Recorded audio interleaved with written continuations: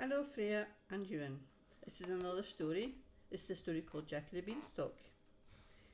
Once there was a boy named Jack who lived with his mother. They were very poor and had to sell their cow to get money for food. As he was taking the cow to market, Jack met an old man.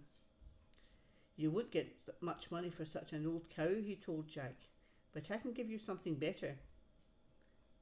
Magic beans." He held out his hand and showed Jack 5 speckled beans. "Magic beans," thought Jack. "They sound exciting." He gave the old man the cow and took the beans, thanking him politely. Then he went home to his mother. I wonder what his mother's going to say. There's Jack. Oh, that's the man with the cow. And there's Jack with the beans on his way home to his mother. I don't think he's going to get a very good reception from his mother. Jack's mother was very cross. "Silly boy," she shouted. "Thanks to you, we have no cow and no money." She threw the beans out of the window and sent Jack straight to bed. The next morning, Jack was astonished when he looked out of the window.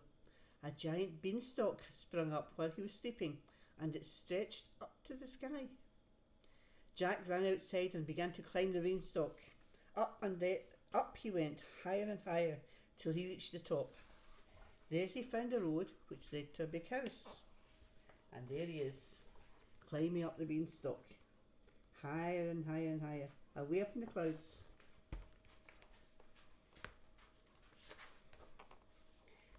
Jack's tummy was rumbling with hunger, so he knocked on a large wooden door.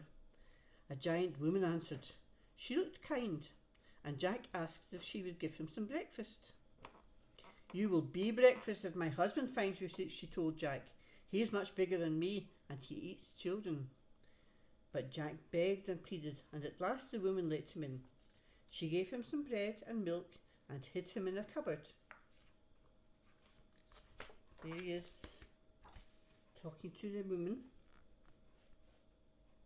Oh, getting shoved into the cupboard to hide.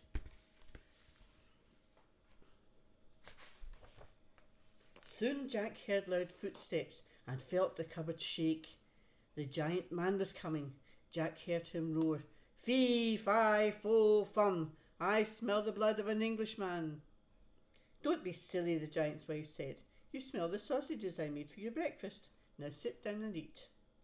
After wolfing down 3 plates of sausages, the giant asked his wife to bring him his gold.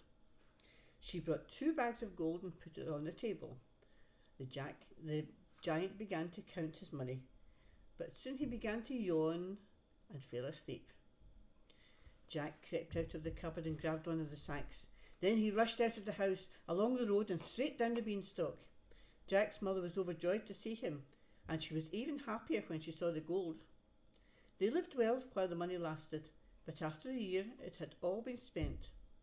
Once again, Jack and his mother had nothing to eat. "Don't worry, Mother," said Jack. "I'll just go back up the beanstalk to the giant's house." Silly Jack.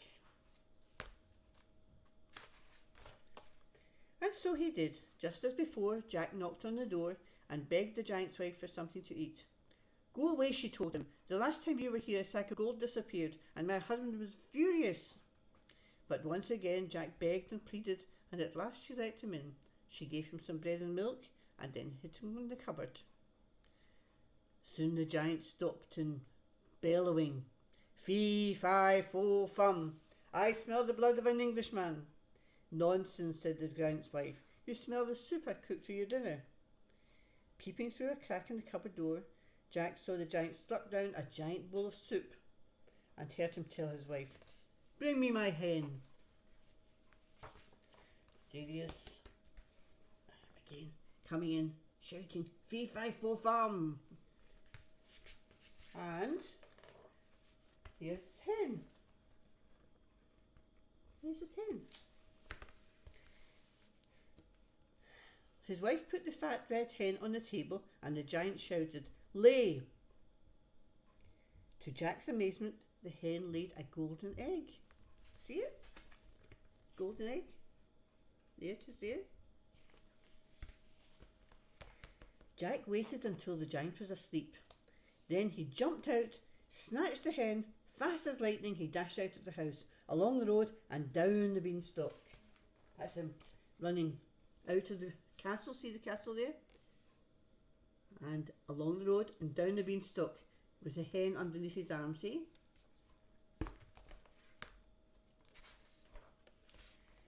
Jack and his mother lived very well on the money they made from the hen's golden eggs. But Jack wanted to climb the beanstalk one last time. He knew the giant's wife would not let him in again. So when she wasn't looking, he sneaked into the house and crawled into the cupboard to hide. Before long, the giant came crashing in.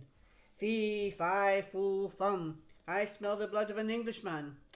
You smell the steaks I cooked for your dinner, his wife said, and she put a platter of thick, juicy steaks in front of him. After gobbling up the steaks, the giant took out a golden harp and said, "Sing." The harp played a gentle lullaby, and soon the giant was fast asleep. Jack sprang out, grabbed the harp and began to run, but the harp cried out, "Master, master!" There's the harp there, a golden harp, and there's the giant sound asleep with the harp playing the music.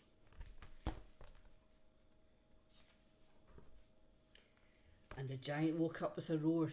He leapt up and ran after Jack. Holding the harp tightly, Jack ran for his life. As he scrambled down the beanstalk, he yelled, "Mother, mother, bring the axe."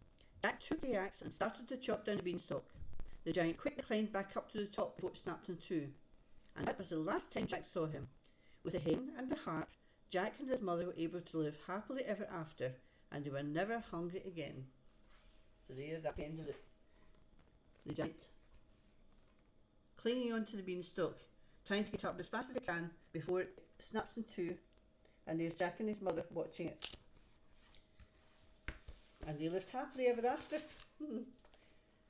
I don't think that was very honest, because they stole the giant's gold, and they stole the giant's harp, and they stole the giant's hen. Even if it was a giant, it's not right to steal, is it? No. Anyway, I hope you enjoyed the story, and sleep well tonight. Good night. God bless.